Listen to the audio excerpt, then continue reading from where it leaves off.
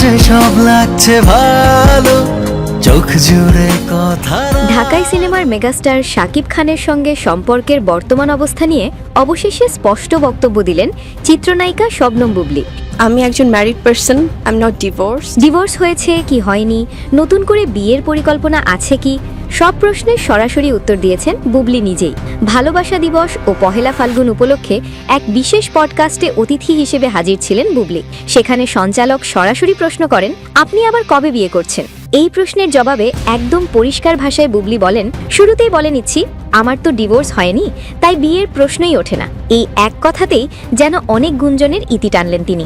বুবলী আরও বলেন, মানুষের বৈবাহিক অবস্থার ক্ষেত্রে অপশন থাকে ম্যারিড, ডিভোর্সড, সেপারেটেড, উইডোড, কিন্তু অতীত বলে কোনো অপশন নেই। তারই বক্তব্য অনেকের কৌতূহল দূর করেছে, কারণ দীর্ঘদিন ধরেই শাকিব খানের সঙ্গে তার সম্পর্ক নিয়ে নানা আলোচনা, গুঞ্জন এবং জল্পনা চলছিল। বুবলী জানান, তাদের মধ্যে ভুল বোঝাবুঝি বা অভিমান হতেই পারে, কিন্তু সেটি আবার ঠিকও হয়ে যায়। সবশেষে তিনি জোর দিয়ে বলেন, আমাদের কখনো ডিভোর্স হয়নি। বিষয়টি নিয়ে অনেকে দ্বিধায় থাকেন, তাই পরিষ্কার করলাম।